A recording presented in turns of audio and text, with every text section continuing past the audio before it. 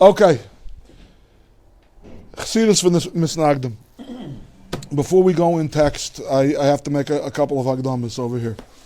First of all, I want to admit a bias, okay? Ich schäme mich zu sagen, I'm ashamed to say, I don't have too many svarim in my library that are as dog-eared as this. This is one of my favorite svarim that we're going to be learning tonight. That's number one. So whatever I say, I think is very true, but maybe you'll have to take it with a grain of salt. The sefer that we're learning tonight is called Eretz Tzvi. Relatively speaking, in Chassidish history, it's very, very recent. The Mechaber of Eretz Tzvi was Rabbi Tzvi from the Kosher Kloverov, who was the Rosh Yeshiva of Yeshivas Chachmei Lublin after Meir Shapiro, the very, very famous founder, creator of the Yeshiva and of the Daf Yomi movement. When he was nifter, the Kosher Kloverov took over. He was killed by the Nazis, Hashem Yinkum Damai, in the Warsaw Ghetto uprising. He was a Talmud and a Chassid of the Avnei Nezer and of the Shemi Shmuel, the Sachat Rabbis, the first and second Sachat Rabbis. There are things about the plank, shall we call them, the Chassidish platform, that come out when you learn a vart, a mahalach, a passage in a Chassidish sefer, and I'm going to tell you what's coming up in the shtickl that we're going to learn tonight. But the first thing I want to say is, I'm not claiming, I myself, I guess, will qualify as a misnagid. So I'm not claiming an encyclopedic knowledge of the Chassidish literature. I wouldn't go out on a limb to say that the sefer is singular or unique, that it's the only one. But it's rare within the Chassidic Uvra. Why? Almost all of the great, famous Chassidish Sfarim, the Mechabrim, were rabbis. The Bnei Yissaschar, the Sfas Emes, the Neis Desher, Yisroch Moshe, the Tanya. They were rabbis. They were leaders of Chassidim. They're rabbish Sfarim. And some of them are written from an extremely rabbish viewpoint. In particular, the Naim Elimelech, you can't go too shticklich in Naim Elimelech without talking about the tzaddik, the role of the tzaddik, the powers of the tzaddik, the midas of the tzaddik, the meichin of the tzaddik. It's all about tzaddik, which is Chassidish for Rebbe. I mean, let's put it this way. You shouldn't be a Rebbe if you're not a tzaddik first. Put it that way. He was a chassid. He was not a Rebbe. He didn't fear an Eidah. He ran a yeshiva. He was a Rosh Yeshiva. But he was a chassid. And, and again, in my limited reading, he writes things from the perspective of a chassid, not a rabbi. And by that I mean, a recurring theme in this sefer, in Eretz Tzvi, and again, I haven't learned to cover. I haven't been Messiah, Mitzvah Hashem, maybe one day before I leave this world, but I've seen a representative sampling. He talks always about his kashrus to the tzaddik, his karvus to the tzaddik, growing close to the tzaddik, growing bound to the tzaddik, but in particular, a very, very striking theme that he's going to strike again over here is bittul, self-abnegation. As to really be a chassid, you have to be in this battle to your rabbi. To really be a yid, you have to be in this battle to the Rabbi Shalom. But this idea of negating oneself. Now, something that I struck up in the very first class that we had over here, I tried to blow some misconceptions about Chassidus out of the water, is that it's the movement of Amaratzim. That's how the secular historians, Afro Pumayo, that's how they write about it all the time. And what I said is, hopefully, b'meshech, the reading of these Sfarim, we're going to see sharpness and profundity and mental acuity and just a total mastery of Shas and Paiskim and all the sources, that it attracted geniuses. It was a movement for geniuses. It wasn't a movement for ignorami. It's another thing that I hope we're going to see very soon in the Sefer. And finally, I mean, all of these things I think are pretty true. I'm not digging too deep a hole for myself. I think it's pretty safe to say that these are universal Hasidic values, that are cut across. That the Chassidus is a very profound Torah, and the Chassidus is something that involves a bittul or a skashrus to a rebbe, and so on. But here's something that I think, again, in my learning and my reading, It's something that see that's very prominent in the Pshischa school.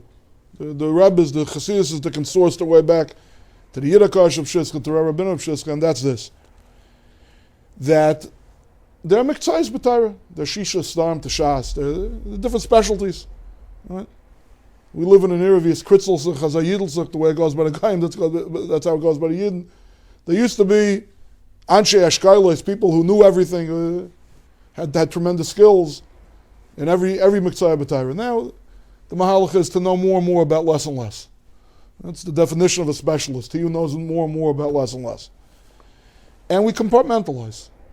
There's Gefes, Gemara, Pirush Rashi, Taisus. There's Paiskim. There's things that, in a generic sense, we term them the nigla of Torah, the revealed parts of Torah. Nothing spooky, nothing mystical, nothing obscurantist. And then there's Sisrei Torah. Vogish today to call it Kabbalah with a Q, Sisrei Torah, the secret, the hidden parts of the Torah. And never shall the twain meet, necessarily, okay? There are certain crossover figures. There's a Balatanya who wrote a Rav Shulchan Aruch. There's a Rabbi Yosef Kari, the Mechaber of Shulchan Aruch, who had a Magid. He has a Sefer Magid Mesharim. A Malach came to him every night and taught him Sisrei Torah. And he wrote a Sefer on Chumash. Not so well known, but it's a fact. You can look it up. Magid Mesharim is the name of that Sefer from Yosef Kari. But on the other hand, they're Goyim. People don't talk too much. I don't know if he had a Yediyah in it or not. People don't talk too much about the Ramosha Feinstein, Zechron Levrach's Kayach and Kabbalah. And people don't talk too much about the Lashem's Kayach and Hayra. They're specialists. This one was a Baal Makubal, this one is a Baal Hayra. What you do find sometimes is a crossover where not only were they masters of every Miktayah B'Torah, but it was all a seamless whole. You could toggle very easily back and forth between one and the other. Certainly the drushi parts of the Torah, the Hamaladic parts of the Torah. I'll give you a very famous one. Okay, that Sefer Chassidus uses it, Bali Musa uses it. I don't know how early the first application is. Yeah? You often hear the Yiddish way to express the idea of we can't see our own faults, we're blind to our own faults is Ein Adam Raya Nigei Atzmai. It's a pitkam, people say it. It's a din. It's a halacha in Hilchos Negayim that a kayan who has a tsaras-like lesion appearing on his skin, or whatever other part of his body, or depending on the color and the hairiness or lack of hairiness, whatever, all the simanim of Negayim, a kayan cannot look at his own naga and pronounce it tamei atar. So it has to go to a different kayan who's not a relative of it. And I'm reading Nigei Atzmai v'aflei Nigei Krayv, it's a machlekes. Balei Musar, Balei Drush took that, which is an absolutely halachic principle, and they applied it to the Torah Samidus. Ein Adam Raya Nigei Atzmai means you don't see your own chesronis. You can't. A nega, something that's a defect in you can't see it. Right? We're going to see some examples of this tonight and there. And finally, another thing is about this mechaber in particular. I don't know if this is true to hope, but we know we have an article of Dr. Roof sitting with us tonight. Aviv Yisrael. Chassidus was a lot about dibuk chaverim and Avos Yisrael, loving every Jew, being merayim of every Jew, looking for the kedusha, seeing potential where others fail to see potential. This mechaber is so suffused with Avos Yisrael, you can't go 3 shtiklach in the Sefer without seeing him extol Yidden. And like I say, toggling back and forth. We're learning Sefer Eretz Tzvi on Chumash and Maidim. There's Tshuvas Eretz Tzvi. Okay?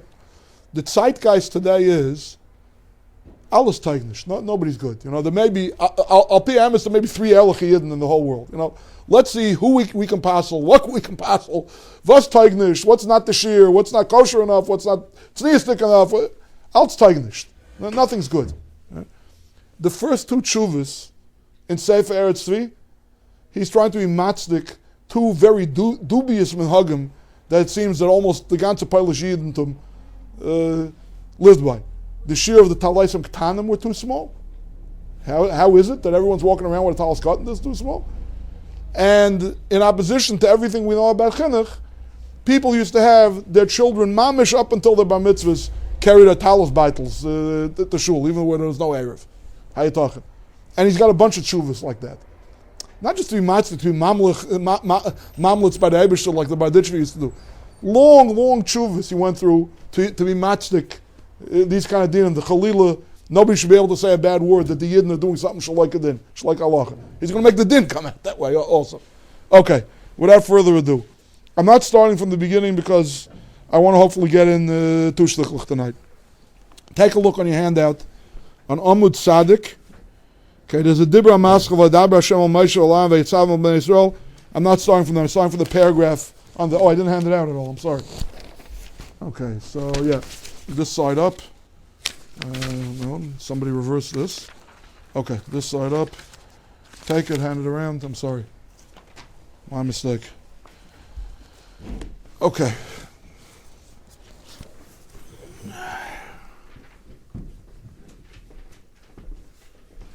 You have it or no? I'm sorry. Okay. Der Tzvi was Rabbi Tzvi from the Kozhik Rav. He was a Sochet of a Talmud, and he was the Rashiva of Chacham Lublin after Meir Shapiro. Okay. V'hinei Amr Chazal, the Kol Zman she'echad min hashvatim kayim lo haya shibud. As long as there's a machlaikas who was the last of the shvatim to die, but this much is muskim in Chazal, that as long as one of the shvatim was alive, there was no shibud, actual slavery going on in Mitzrayim. V'yeshlaytz abiyah lazeh, I want to be Meisef, Lefim ma'ashakotz b'zar kaddish, ashkachna b'sifra kadmai, we found in earlier Svarim, the Bayanilim b'nei Yankel shaltai aloi ad lo yechz Mitzrayim. The sons of Yankov wanted to be Shailat. They wanted to have power and dominion over Yosef before he went down to Mitzrayim. Why? The ilu hu yechz Mitzrayim. The inu loy shalta bebekad misa. If they would go, Yosef would go down to Mitzrayim, and the Shvatim would not have dominion over Yosef. Yachal Mitzrayim shalta la'alman alay Yisrael. Then the Mitzrayim Chalila would have been our masters forever. The Shlita, the dominion that the Mitzrayim had over us would have lasted forever. There never would have been a Gulas Mitzrayim. There never would have been a Yetzias Mitzrayim. V'yiskayim Babi Yosef, but it was fulfilled in Yosef. Their Shlita, the power that his brothers had over him, this Dab and Lav, you can have no greater Shlita over a human being than taking possession of him and selling him into slavery. I own you. I literally own you. Right? That's even more than you served me.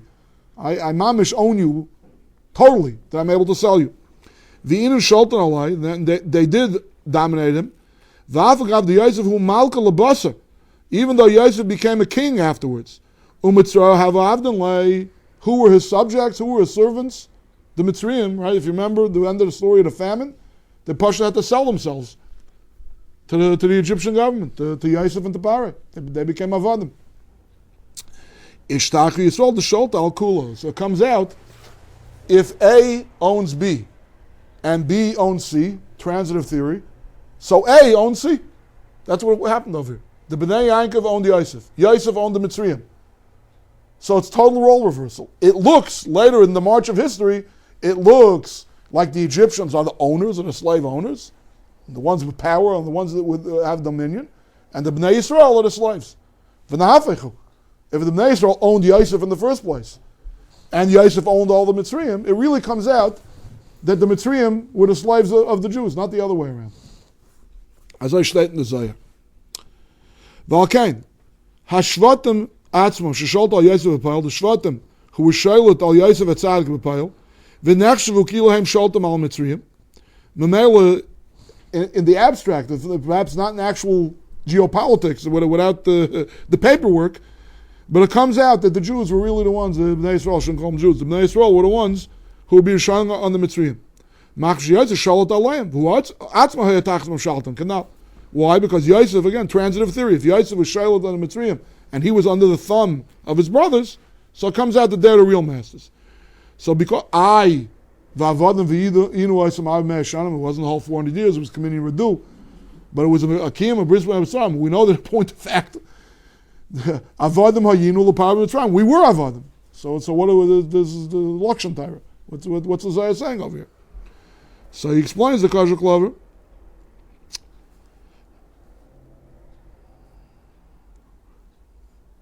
After the brackets. That's why. Yeah. Taka Kozman, the Alkut says that as long as any one of the Shvatim were alive, it's going to be a little bit schwer according to the Mahalach that Yosef didn't die before the brothers. I think there was one mandam that says Yosef died last.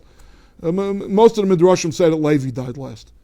As long as one of the Shvatim was alive, the person of the Shvatim, they had bailus over Yosef. It was impossible for the Mitzrayim to become their masters.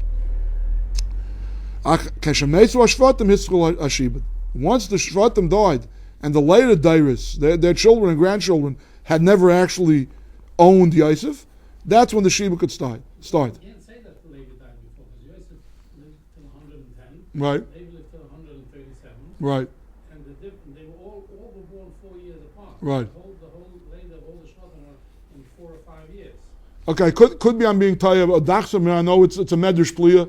There is one mandam in the Medrash that says Yosef was the last of the Shvatim to die. Another Medrash says that he was Nenesh.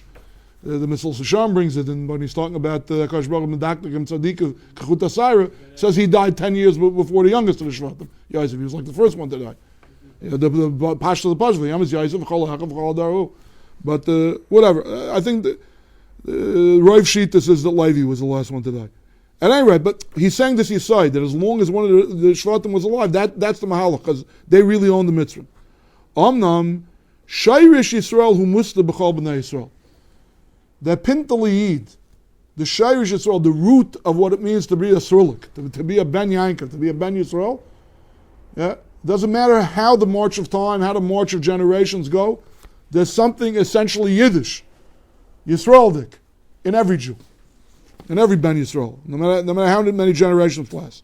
The Shayrish Yisrael, when I say about the root of being a Yid, Hema Avos, V'Yud Be'Shvatim, V'Ayin Nefesh, right?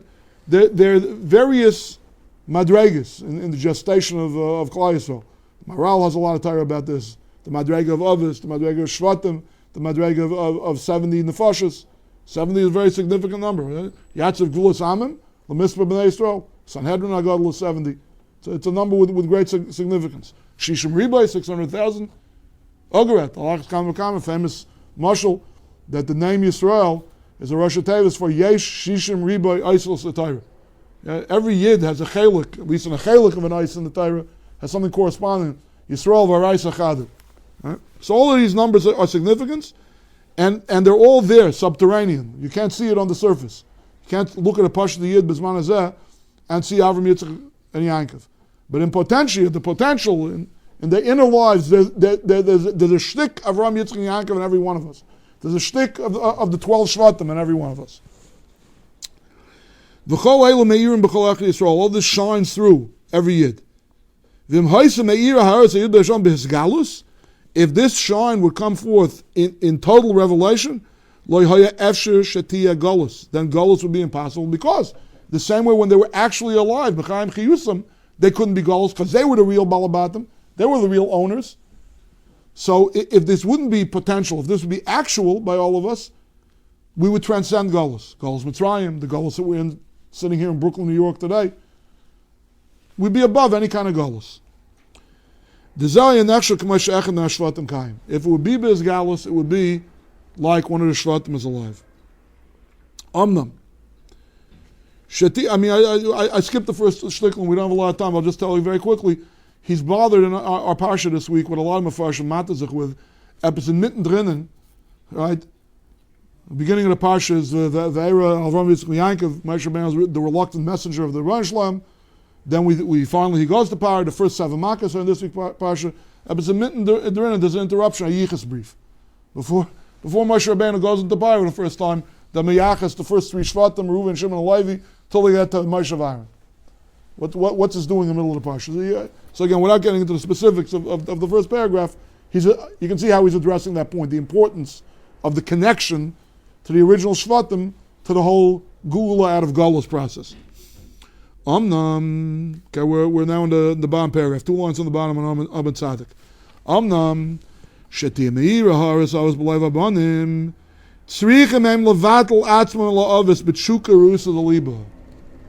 I promised Chassidus, I'm delivering Chassidus. You want to have a madrega of somebody higher to you, even if he's in you, if it's inside of you, you have to nisbattle yourself to him. You have to negate yourself. You have to check your own ego at the door. You have to check your own interests. You have to check your own limitations at the door. You basically have to self-annihilate. You're You're unimportant. The tzaddik is the ikr. If there's bittul, if there's self-abnegation towards the tzaddik, then you can be absorbed by the tzaddik, you can be raised by the tzaddik, and in this case you can bring out your inner tzaddik. We're not talking about an external Rabbi over here. We're talking about the madrega of Avos and Schwartz that's inside each and every one of us. And what does it mean, practically speaking, what does it mean bittul? Leilech b'ikvesayim, to walk in their footsteps, to go on the trail that they blazed. V'loy matamid, and to say always, masu yagiu ma'isa l'ma'isa avaisa. When are my ma'isa? The prosaic way, a very, very famous vart to the Kotzker that he's going to quote over here. Remember I told you there's the Pshischa school. Rabbi Kotzk, the Avnei Nezer, his rabbi was the Kotzker son-in-law. Yagiu ma'isa l'ma'isa avaisa means to reach. When will I attain what the others attained? In the brackets, the Pirush HaRav HaKosh Mikotz is a Koran L'Vracha, Shetila HaKolpam Negiya b'ma'isa avos. Yagiya over here, you don't touch it, would be the ultimate in Gaiva, the ultimate in hubris to say, I'm going to be on the Madrega of Avram Avinu by the Akedah. Yeah? I'm going to be on the Madrega of Yankov when he wrestled with the Malach. No. Epis Unsarin, just to touch. Epis to touch. Okay, now here he says, what I was telling you before, toggling back and forth between Halacha and Agada, between Nigla of Tyra and Sisrei Tyra. So he's coming to Taja Zayar over here. Listen to what he says now. Listen to his raya. Vina Barash, Reish Perakay de Zavim, the Beged Shabbat Lalad Mechashav Kanegeya, Valkein Chashav Maga V'loi Masa. Ein Sham Heitev. Okay. He had called Torah called Munach Bekufsa, and it's not like, I have off the tip finger the minutiae of Negayim and Oilus over here. But basically it's like this. There's a difference in Hilchas Tumah V'Taira. One of the Avos HaTumah is a Zav. A Zav is a male that has some kind of emission from the reproductive organ that's not it's not semen, it's not the regular reproductive fluids. It comes from some kind of an illness, but it's metama. And it's metama to the point that makes the Zav into a Av. But there's a difference in terms of transmission of the tumah. Normally, transmission of tumah keeps on diminishing. When an Av touches something, it becomes a Rishon. A Rishon touches something, it becomes a Sheni. Usually things, if it's just Chulin, if it's not Kachim, you can't go beyond the Sheni. There's diminutions in levels of tumah. There's certain exceptions to the rule. One of the exceptions to the rule is a Zav, b'masa, and b'mishkav, or b'maishav, if a Zav is sitting on top of 10 cushions, he doesn't actually touch the bottom cushion, but it's weight bearing. It bears his weight. That's mishkav. Now those pillows don't just become a rishon l'tumah; they themselves become an avatuma. So it's important when you're dealing with a zav to know: is it just maga, just touching? Then there's a diminution of the tumah. If it's mishkav or maishav, then the tumah stays on the same level. There's no diminution of the tumah at all. No going down of the tumah at all. So there's a rush at the beginning of the fifth parak of Zavim that's talking about if a Zav is wearing a lot of coats. Yeah, now we know it's very important. In the old days they used to wear thick coats. I know a bunch of layers of thin is better than one thick coat. Layering is good, better insulation against the cold. Lamazagan that a Zav is wearing 5 pairs of pants, right? And he sits down.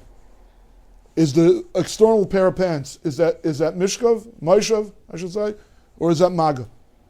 Is it considered? It didn't touch him. It's not adhering to his skin. The innermost pair of pants, his underwear, maybe the first pair of pants that actually are touching his legs. Okay, that's maga, right? But after that, l'chayr should be tumas maishav. Zok the rush, no, that's also maga. Why is it maga? Clothing is nisbatel to who's wearing it. And if it's nisbatel, there's no mechitza. There's no hefsek. If there's 5 layers of clothing, no. The most external layer of clothing is as if it's adhering to the zav's skin. Because that's the nature of clothes. You look at a human being, you look at a clothed human being, the human being is the ikr, and the clothing is something that's totally negated towards the wearer. What's a pair of clothing in a drawer? What's a pair of clothing on a mannequin? Clothing clothes the human being. It's totally ancillary. It plays a supporting role. It's minor and it's nisbatel to the human being. So that's ki'ilu. There's no hefsek whatsoever. It's a kula. What the Rosh is saying is it's a kula. So we don't treat it like Moshe, which would keep the clothing an av. It becomes a rishon. But it has a din of maga because of bittul. So you see what he's doing over here? He's taking a strictly halachic Mishnah with a rush in Tyrus, and he's explaining that should be our template, that should be our model for how we relate to the Avos HaKadoshim. You want to be Makayim the Kotzka, Vils Onririn and Avram? You want to touch Avram Avinu without the hefsek of 5,000 generations? How's a Jew living in the year 2012? How does he touch Avram Avinu? You want to touch Avram Avinu? Be mavatl yourself to Avram Avinu. If you like the clothing on the body, you can be separated by 20 other layers of clothing. No, you're touching. If you're nisbatel to Avos and to Shvatim, you're touching Avos and Shvatim. But they're not transmitting Tumah, Chalila. They're transmitting the antithesis of Tumah. Ein Sham Heitev. Umizeh yesh lilmeid. The mishabatel Avos HaKadoshim umisgagas lalech. Yesh lilmeid. It's a precedent. This is a totally halachic Gemara, and he's teaching you something in Darkei Avodas Hashem. See what I mean when I say it's a seamless whole. There's no difference between Nigla and Nister and Drush. It's Torah. I can toggle back and forth. You know. Umizeh yesh lilmeid. The mishabat Avos HaKadoshim umisgagas lalechas bikvei shatil k'tzas achiza b'hem. Bahoften. He's touching them. He's grabbing them. There's a tactile connection between us and the Avos. If we're nisbatl ourselves to the Avos. Nechshav k'negiya b'Avos. V'yuchal l'hoyer k'may Avos. The same way a Zav can be metame that which he's touching, the Avos and the Shvatim can shine their lights of Kedusha through those who are touching them. Achiv and shenishtabdi Yisrael l'Mitzrayim v'nisbatlu aleihem l'gamrei. It works the other way too. Bittul is a very powerful thing. You know, there's expressions, you are what you eat, you are what you owe. A chassid says, you are what you are mevatl yourself to. If you mevatl yourself to the tzaddik, to the avos, to the shvatim, you're the shvatim. If you're mevatl yourself to the mitzrayim, or to the Americana, for that matter, so that's what you become. That's what you are. Kivin shenishtav Yisrael Mitzrayim in this battle, aleihem legamrei ku'uba b'meim. My famous Chazal, Mar says, Oy hanisa elikim lava lekachas lagay mikarev guy. The pasuk says, ordered Hashem ever before ever attempt. The prosaic translation is to take one nation out of the midst of another nation. The mashal the Chazal say is like this shepherd who, when he's got to birth a calf, he sticks his hand literally through the birth canal of the mother cow, and he schleps out the calf. That was what Yitzias Mitzrayim was. It wasn't a revolution. It wasn't a political revolt. It wasn't a massive jailbreak. It was a birthing process. And the mother, Loyalainu, was Mitzri civilization. That was our mother. Okay? Like an embryo in the innards of its mother. Like it says, like that, I believe this medrash is on the pasuk I just quoted. This is the most unbelievable bittul that's shaykh. We paskin that like the mother cow has a liver, has a heart, has kidneys. They're not independent parts. They're part and parcel of the organism. So that's what an embryo is too. Alkain, ayidei bittul zen nistalach bittul sheish all of us to shvatim. One bittul trumps another bittul. If you negate yourself towards the Mitzri civilization, so you're no longer nisbatel to the Avos. The bittul hagad liyosem mevatel bittul kat mimenu be'echus. Kediver Rashba now. Okay, the Rashba he was talking about. It's another halacha the Gemara in the dinim of muktzah, of basis, of muchni, shida tevel migdal, the base of a base, whatever. It's complicated. I don't have time to go into it right now. But suffice it to say that he showed a precedent in that Gemara that when you have two things that you're serving as a base for, the thing that you're more of a base to, that defines you more than the other one. It's again Hilchos Muktzah. That's how Geulah was shaykh altogether. When the Shvatim are alive, you don't need this whole mechanism of touching them, of bittul towards them. They're here. They're staving off. Their persons, their life force, their enlightened neshamas is keeping the Mitzrayim in check. But once they're nifter, and they're only around the kayak anymore, so now it's a question of who are you more in this battle to the Mitzrayim or to the Shvatim? Through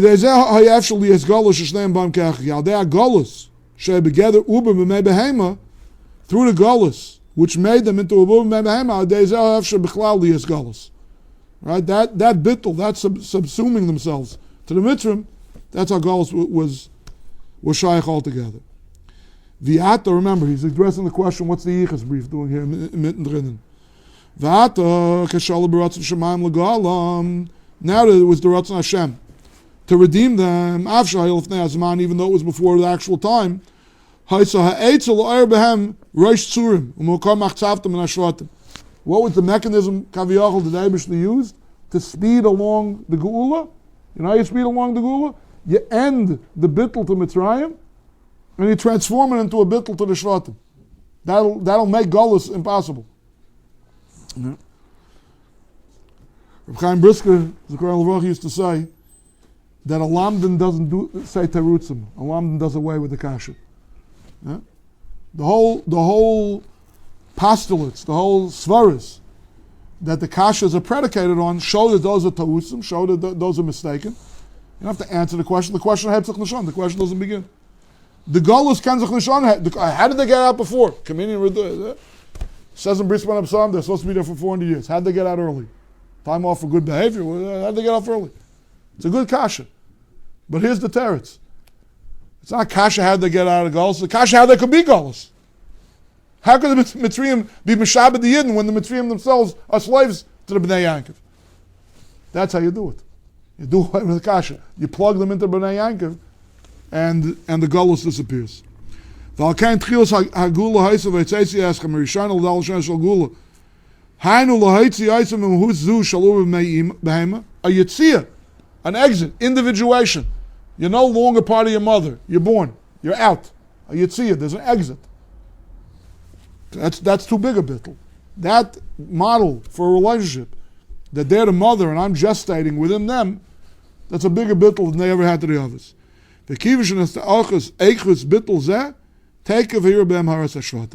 Once that the quality of that bittul ended, then the original, the default setting of what a yid is connected naturally, biologically, spiritually to the Avos and to the Shvatim. It was Meir in them, and that was the beginning of the end of the Geulah. Okay, he says some beautiful things at the end, but I want to skip ahead. This time in the Minchas Chinuch, I copied too much and I made it too small. Here I want you to see something on the other side. This unbelievable thing that he says over here. Look on Amud Tzadik Beis. 1, 2, 3, 4 paragraphs. So the time is short. I don't want anyone waiting for the channel to have to wait for the channel, so I'll try and make this very fast. It's a very profound thing, but I'm going to try to say it fast anyway, just to show you the brilliance, the profundity of the Mechaber over here. Unbelievable mahalach that he has here. Everybody matazich. Spoke earlier in the evening when we learned the Minchas Chinuch. Bechira chavshis. Yeah, people are endowed with free will. All through these parshias, hachbadas leipar, v'chazak leipar, hachbadas leipar, aksha leipar. 3 different kind of metaphors to say siluk habechira. He doesn't have free will. His free will is not operating anymore. After the 5th Makkah, he was forced to rebel against Hashem. So the Rambam, nobody less than the Rambam deals with it. The Rambam explains, simply put, that in the arsenal kaviyachal of the Eibishter's Einshim, there's such a thing. There could be a Russia who so abuses their bechira chavshus that at one point they lose it. Okay? About a kavshus the Rachman Lamali, do I know why sometimes Hashem is ma'anish in this world, sometimes in the next world? Some people have Gehenim, some people have Kafakela, some people have Gehenim, and some people have to come back as a Gilgul. Eifa used to be as the arts, the famous ending words, stirring words of Sefer Iyuv. We can't make rhyme or reason of human suffering. Some people tried it. But this much we know. We know there's an overarching principle called Mida Keneged Mida. Quid pro quo. Hashem doesn't just reward and punish, He does so poetically. So good, the Rambam shtel davek that there's such a thing in Hashem's Einshim that He will strip a human being of his or her Bechira. But when, why? Okay, the Rambam begins to say, he has a very beautiful mahalach in why Pharaoh Melech Mitzrayim had to suffer Siluk HaBechira. Take a look. It's like the fifth paragraph. V'nir l'nias daiti. V'nir l'nias daiti b'achbaras halev. Haisa mida keneged mida. Stop for a minute. Let me give a Hagdama and I'll read it inside. One of the Yugim L'ikrim is Ani man b'munah shleima shabayis b'ach shmai Mishal Mischal l'shaymer l'haisa mitzvaysev uman nishmi shav mitzvaysev. I'm paraphrasing. I'm not saying exactly right. Mila b'mila. But that's an ikr from the Ikrei Hadas, something that every Jew has to believe. If not, got to watch out for you. Might be an apikairos. Every Yid has to believe there is schar v'einish. Hashem rewards for observance of mitzvahs. Hashem punishes for commission of averos. All the Mefarshim say that this is the flip side of Bechira Chavshis. You can't believe that. The semantics is wrong. The nomenclature is wrong. You can't call it schar v'einish if the human being didn't choose to do good or choose to do evil. If Kaviyachal, Tzadikim, Rishayim are born and not made, if Kaviyachal, Hashem would be forcing us to do good or to do evil, how is it fair? How we could call him Kel Amunah Vein Avo? He's just, he's fair, right? Why? If Hashem forced the Russia to do evil, he should get a schar for it. He's a shliach d'Eibishter, as much as the tzaddik is for doing tremendous chasadim. So you cannot believe in schar v'einish if you don't also believe in bechira chashis. It's a sham. It's unfair. It's patently unfair. If I'm forced, if I'm coerced to do something, parenthetically going back to the Minchas Chinuch we learned tonight, you have to, the Yarg Val Yaver. But the Rambam Shita is that if you weren't equal to the Nisayan, if what halacha demanded that you should die and not be over the Avera, that you weren't courageous enough and you did the Avera, you still don't get an answer for Avera. You still call it honest. It's Yana's fault. He forced me to do it. It's still called I was forced. For the actual Avera. For Ritzicha and for Avodah Zarah you weren't honest. For Chilul Hashem, for that you were over exercising your own free will. But for the actual Avera, he forced me to do it. So now listen to this. Listen to this Mahalach. Kaviyachal. The Eibishter has Avadim, and Lahav Lel of Avdei Avdalos, a Melech Basav Adam has Avadim. Right? Now, a Melech is an absolute monarch, and the Eibishter is an absolute monarch. There's no constitutional monarchy, there's no veto power. It's absolute power. I command, you fulfill. But you fulfill is an exercise of your free will. Now, what happens if a menschliche Koenig, a Melech Basav Adam, sets up his subjects, his servants for failure? He gives them a task that's impossible for them to fulfill. Is he a just king? Is he a fair king if he then turns around and punishes them? He didn't give them the wherewithal to be obedient. He made them do it. He made them fail / rebel against him. Defy his will. Such a king we would call such a king a tyrant and a despot if then he turns around and he punishes his subjects. Hey, I asked you to do something, you didn't do it for me, throwing you in the Tower of London. I want to see your head on a pike. You're a maniac, you're a tyrant. How can you do that? I had a choice but to disobey you. That's precisely what Pharaoh Melech Mitzrayim did. Listen to this. Mida keneged mida. Neged ma she'asel Yisrael b'gzeira ha'achreina she'gazru. Lo yisasifim lo yistavim. What happened? Pharaoh Melech Mitzrayim demanded a quota of bricks. The Yidden were working to maximum efficiency already. Then he turns around and he says, oh, by the way, the straw that I used to give you, I used to supply you with for emulsifier, no more. You have to go and gather your own straw. The peak efficiency brick quota, brick production they had till now, you have to maintain that. Well, how can we possibly maintain that? We're already working to the point of exhaustion when you provided us with straw. Lomazog and every slave was responsible for 150 bricks a day. So how can we possibly spend 3 of our hours gathering straw and you should still want 150 bricks a day? They didn't, and they got whipped for it. What's that a model for? That's a model for a melech who takes away the bechira chavshis from his avadim and punishes them there anyway. Nimtza, excuse me, that's Maskal, then Mashem Maisim, Tasim Alayim, Al Taksa, right? They had the same quota. Nimtza Shech Richu Es Yisrael, Lasas Leveinim. V'hem Atzmu Manu Es Yisrael Mizeh. The mitzvah is, it's not a mitzvah of Tayag, it's a mitzvah of Par Melech Mitzrayim. Make me bricks, make me X amount of bricks, a shear. Make me a shear of bricks. On Rachmanis, no Rachmanis, right? Make me a shear of bricks, and I'm forcing you not to make me the shear of bricks. It's impossible. It's mutually exclusive. If I've got to gather straw to emulsify the bricks, I cannot deliver the same number of bricks. The Shaitrim said it's impossible. It wasn't shot that there were slackers until now. Right?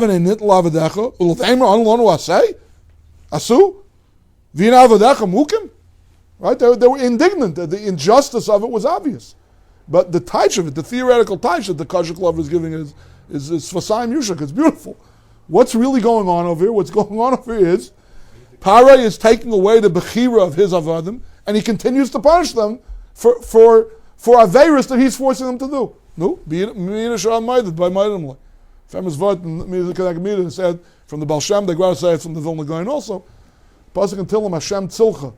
The prosaic Taich Hashem Tzilcha is the sun is beating down, violent UV rays, Hashem will provide you with shade.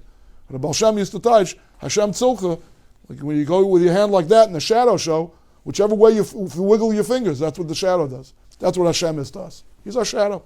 Exactly what we do, that's precisely what equal and opposite reaction. And that's what's going on over here. Tavin and Nitl Avdech say, was impossible. They were forcing them to do something. The whole thing, it's a precedent for Nazis. If you ever read Goldhagen's book, Hitler's Willing Executioner, he documents this copiously, that by the Nazis, they weren't looking for a slave labor force. Part of the Nazi anti-Semitic platform was Jews hate to work. There's another way of punishing them. There's another way of being sadistic to them. We can beat them, we can gas them, we can also make them work. They hate that. That's like for us, like sleeping on a bed of nails. Had nothing to do with production for our war machine. If they did, they would have maintained their slave labor workforce. They weren't interested in winning the war. The only war they were interested in winning was the war against the Jews. And the Par Melech Mitzrayim, the Zel Bazach.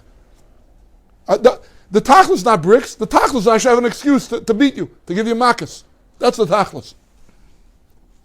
Valkain, mida connected mida also meshamayim. That was the mida connected mida for Pharaoh and for the Mitzrim meshamayim. Shechrichu oisam l'shleich es Yisrael. They machriach them. Umikomakum hikshu chbiru as livu shel lo yishalchum kadesh yisyasu yaser. The mitzvah was let my people go. He forced them not to let his people go. Okay, now you're going to get klepp. Now you're going to get my makas. We should all be zeicha to misdabek to the Avos, have that kind of bittul, the natural, inborn bittul of every yid, and a mele to be zeicha k'mitzayis k'mayatz tzvam around in the flies.